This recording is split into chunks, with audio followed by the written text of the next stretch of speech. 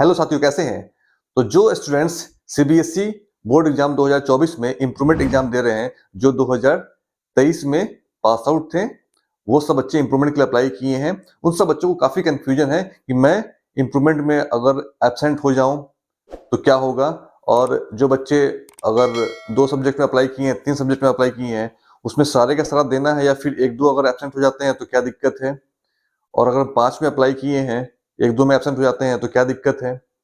कोई प्रॉब्लम तो नहीं होगी? तो ये बच्चों को काफी कंफ्यूजन है। फिर हमारे पास मार्कशीट कैसे आएगा, क्या होगा मार्कशीट? तो इस सब का हम क्लियर करते हैं डाउट, क्योंकि बहुत सारे बच्चों को कंफ्यूजन अभी भी है। तो आप लोग एग्जाम से पहले ये वीडियो को देख लीजिए, ताकि आप लोग एग्जाम को कितना इंपॉर्टेंट है आपके लिए एग्जाम ये समझ में आ जाएगा, और कितना इंपॉर्टेंट नहीं है अगर आप 1-2 सब्जेक्ट छोड़ देते हो तो।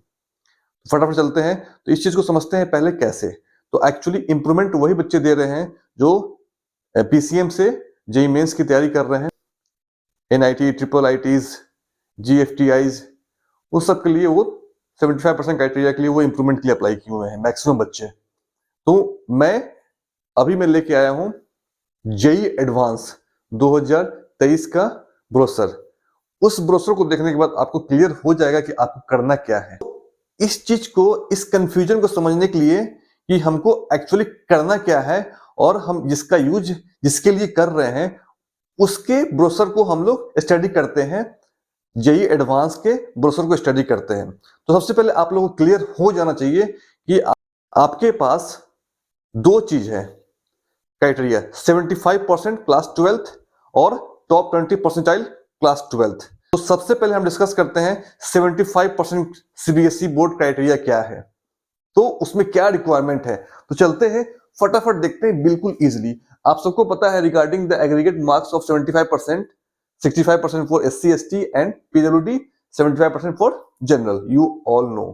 तो इसमें लिखा हुआ क्या है, ये 2022 के बच्चों के लिए हम बता रहे हैं, बट ये 2023 वाला अपना ऐड कर लेना। यहाँ पे लिखा हुआ क्या है, if a candidate have appeared in his her class 12th in 2022, आप यहां 2023 कर लो, and wish to improve his her aggregate marks to meet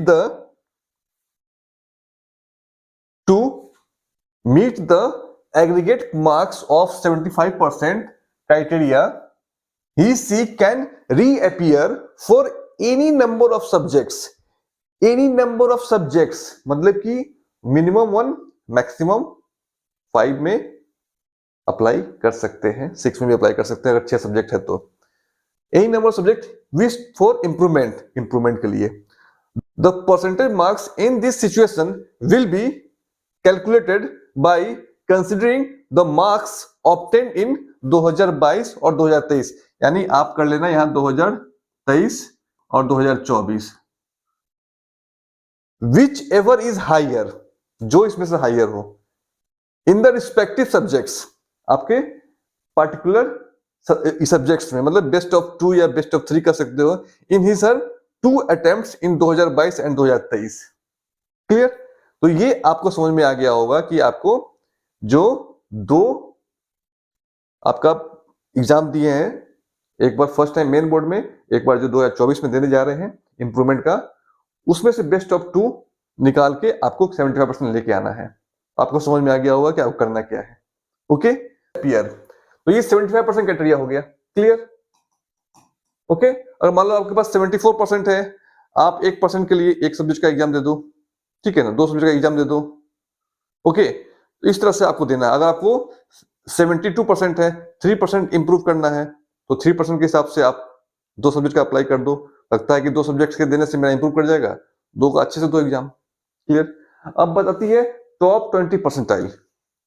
तो सबसे पहले मैं आप लोगों को बोल दूं कि जो बच्चे सीबीएसई के हैं वो टॉप 20% कैटेगरी में अप्लाई नहीं करेंगे, क्योंकि फिर वहां पे उनको दिक्कत होगी, क्योंकि आपको 80 से 82% से ऊपर लाना पड़ेगा, तभी टॉप 20% में आ पाइएगा। क्लियर? तो इसमें क्या कहा है, इसमें कहा है candidates who appeared in class 12th examination for the first time in 2022, यानी 2023 बोल देते हैं, एंड विश टू रीअपियर इन 2023, यानी 2024 बोल देते हैं, with the objective to qualify through top 20 percentile cut off criteria. मतलब अगर वो चाहते हैं कि टॉप 20 परसेंटाइल से वो जाएं, तो वैसे बच्चे जो स्टेट बोर्ड से यानी यूपी बोर्ड से हैं, बिहार बोर्ड से हैं, ऐसा बोर्ड जहां पे नंबर कम उठता है, उसके लिए टॉप 20% काफी ज्यादा अच्छा होता है। Reappear in all the subjects, clear? Okay, for such candidates top 20 percentile cutoff of the will be considered. For such candidates top 20 percentile cutoff for 2023 will be considered. Okay, तो इसमें आपको करना क्या है, इसमें आपको इसके लिए आपको अगर टॉप 20 परसेंटाइल का यूज करना है क्राइटेरिया, तो आपको 2024 में ऑल 5 सब्जेक्ट्स का जो एग्जाम देना पड़ेगा as a improvement. Clear? All 5 का दीजिएगा, मतलब तभी उस साल का उस ऑल 5 का कैलकुलेट किया जाएगा। बात समझ में आ गया? मतलब जो टॉप 20 परसेंटाइल कैलकुलेशन होता है वो एक साल का निकाला जाता है। मतलब 2024 का आपको दिखाएगा कि आप ऑल 5 में कितना मार्क्स गेन किए थे। जो टॉप 20 परसेंटाइल है स्टेट वाइज निकलता है, उसमें आपको उस ऑल 5 का एग्जाम देना पड़ेगा। उस ऑल 5 को ऐड करने पे आपका परसेंटाइल कैलकुलेट करेगा स्टेट बोर्ड, वहां से आपको लेके आना है। तो इस केस के लिए आपको ऑल 5 में अप्लाई करना है और ऑल 5 का एग्जाम देना है। अंडरस्टैंड? नहीं तो क्या होगा कि आपका परसेंटाइल इंप्रूव नहीं करेगा। मान लेते हैं कि आप 5 पेपर है, 5 पेपर में से आप 2 में एब्सेंट हो गए, 3 का दे के क्या कर लोगे, और तुम्हारा पहले से परसेंटाइल घट जाएगा। ओके, इसलिए ऑल 5 का आपको इसमें देना मस्ट है, तभी आपका स्कोर इंक्रीज करेगा। क्योंकि आपको पूरे एक साल का 5 सब्जेक्ट का कैलकुलेट किया जाता है टॉप 20 परसेंटाइल यूज करने के लिए। तो सीबीएसई वाले तो बिल्कुल इसको मत देखें, क्योंकि अगर सीबीएसई वाले ये चीज यूज करेंगे तो वो दिक्कत आएगी, उनको फिर लॉस होगा। क्योंकि सीबीएसई वाले को टॉप 20 के लिए 82 से ऊपर लेके आना है। क्लियर? फिर ये बेकार का सौदा है। Top 20% cut off the academic year 2022-23 will be considered against the successful candidates who appeared in class 12th examination 2023, यानी 24 कर लेना। Similarly, top 20% cut off for the academic year 2021-22 will be considered against the successful candidates who appeared in class 12th examination 2022। समझ में आ गया? तो ये आप लोगों को इसके बाद आई थिंक अब क्लियर हो गया होगा। अगर सीबीएसई वाले बच्चे हैं तो आप 5 का अप्लाई किए हैं, इस दोनों के रिजल्ट को देखते हुए हम ये डिस्कस पे आते हैं। तो आई थिंक आप लोग समझ में आ गया होगा। तो जो बच्चे स्टेट बोर्ड के हैं, जो इंप्रूवमेंट के लिए अप्लाई किए हैं, उनको ऑल 5 का देना पड़ेगा अगर आप टॉप 20% यूज कर रहे हैं तो कैटेगरी, क्योंकि इस दोनों में से कोई एक यूज करना है जेईई एडवांस का जब आप फॉर्म अप्लाई करेंगे। तो समझ में आ गया? आप समझ में आ गया ना कि आपको किसको देना है इंप्रूवमेंट, किसको नहीं देना है, किसको ऑल 5 देना है, किसको ऑल 5 नहीं देना है। अंडरस्टैंड? तो आई थिंक अब मुझे बोलने की जरूरत नहीं पड़ेगी, आप समझ गए। इसके बाद भी कोई डाउट रहेगा तो पूछ सकते हो।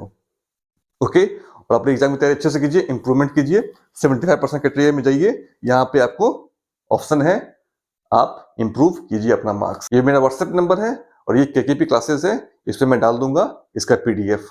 ओके, पेज नंबर क्या है, पेज नंबर मैं दिखा देता हूँ, पेज नंबर 46 के आसपास है जेईई एडवांस का, आप लोग देख लेना। तो जो इस चैनल पे नए हैं तो प्लीज सब्सक्राइब कर दीजिए और नोटिफिकेशन बेल बटन ऑन कर दीजिए ताकि आपको अपडेट मिलता रहे।